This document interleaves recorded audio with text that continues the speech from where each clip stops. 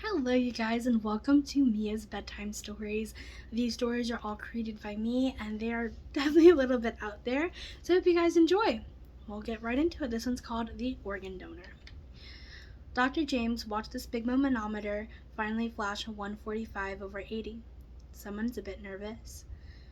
I know it's your first surgery, and it's natural to be nervous, but trust me, you're in good hands. Dr. James flashed a quick, pearly white smile as he watched a look of relief fall over Bethany's face. Okay, doctor. You're right. You're one of the best doctors in the area. Plus, it's just a gallbladder removal. Nothing can go wrong. Bethany took a few deep breaths, trying to believe her own words. Perfect. Now, I'll give you two some time to yourselves before we head you to the back where you'll meet with the anesthesiologist. In the meantime, continue to take some deep breaths. Everything will be okay. Dr. James quickly smiled over at Thomas, Bethany's dad, before disappearing out the room to get scrubbed in for surgery. Thomas walks over to Bethany's bedside and plants a kiss on her forehead. Hey, listen to the doctor. You're going to be okay. He's a professional, and he has done this surgery millions of times. There's nothing to worry about. Thomas held Bethany's hand and gave it a light pat as he said this. Okay, Dad. You're right. I'll be fine. I love you. I love you too, sweetheart. Soon Nurse Bailey enters the room. Knock, knock. How you doing, sport? Nurse Bailey held a clipboard to her chest with today's procedures on it. Well, I think I'm a bit calmer than I was when Dr. James was in here. Bethany tried to smile, but her nerves got the best of her, and she was only able to make out a small grin. That's good to hear. And hey, we have one of the best anesthesiologists that will have you asleep in seconds. You'll be back here in no time.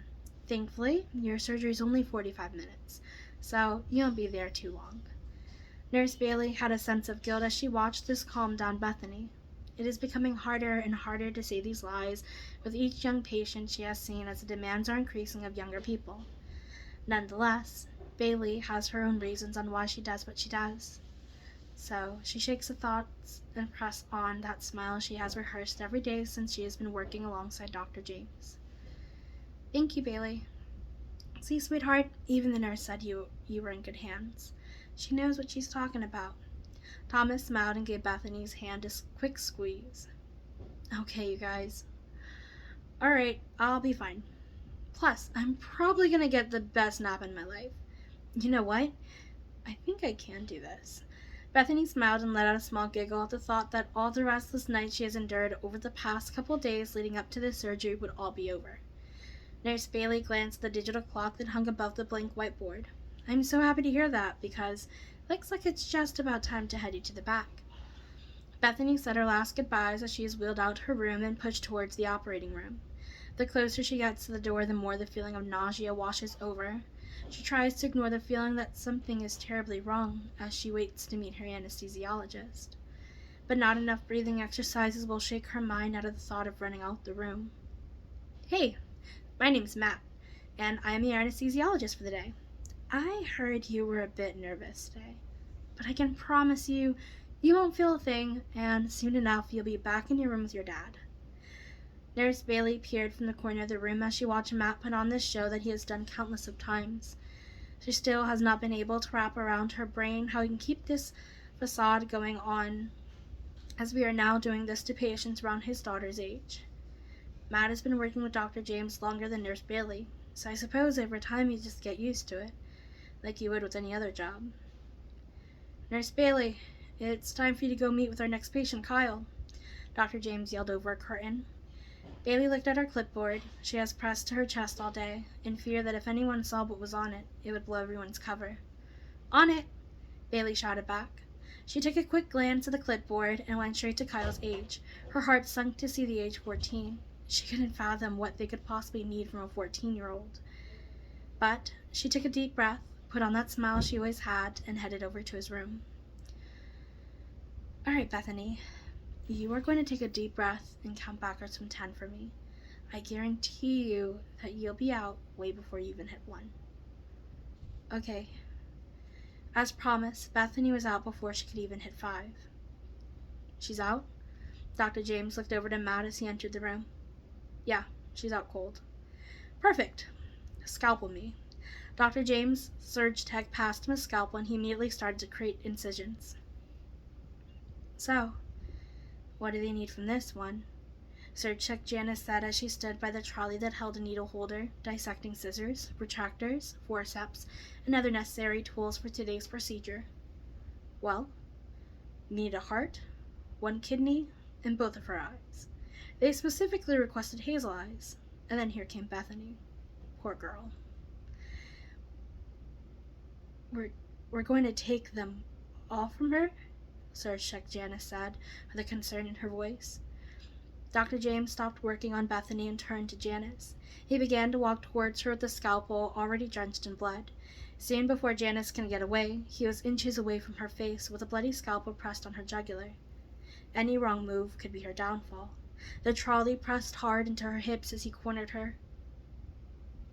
Are you doubting that I won't get away with this one? No, sir. I was just wondering if she really had all that they needed. I just don't want it to be so noticeable that they find out that you did this. Janice knew that she had to watch her words.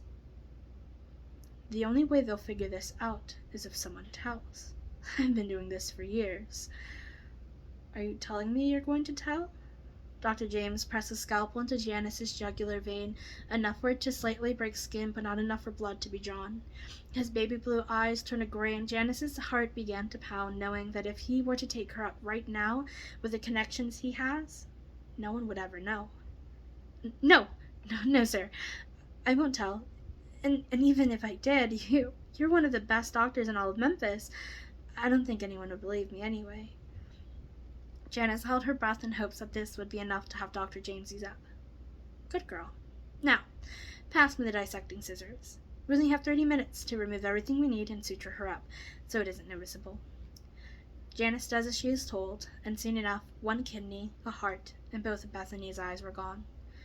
Before then, he had his brother Matt go into all her medical records and erase the medication she's allergic to, a trick Matt and his brother James have been doing for years. This technique always made it seem like the patient had just passed from an innocent era they were unaware of. All they do is tell the family they did all that they could to try and save them once they realize she was having an allergic reaction. Since the story usually checks out, not many people have caught on. Dr. James does do normal surgeries, as long as the patient doesn't have something he needs. So his record stays clean, and he's still deemed as the best surgeon in all of Memphis. Pass me the gauze, please. Dr. James took the gauze he was given and folded up in just the right size to lay in the eye sockets of Bethany. He then grabbed the needle holder and began to sew her eyes shut right at her inner lash line so you couldn't tell that they were ever sewn. All right, go get Nurse Bailey and tell her it's time to break the news to her poor father. I, on the other hand, will go deliver this. Dr. James looked over at the cooler and left the operating room and headed to the parking lot. On it. Janice quickly walked out the surgery room and stopped at the bathroom. She stood in the front of the mirror and began to cry. She stopped when she heard a knock at the door. Janice, is that you in there?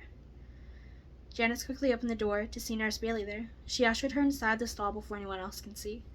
I don't think I can do this. Janice could not control her cries anymore as she struggles to catch her breath. Bailey, with tears in her eyes, held Janice in her arms and began to rock her side from side. Shh.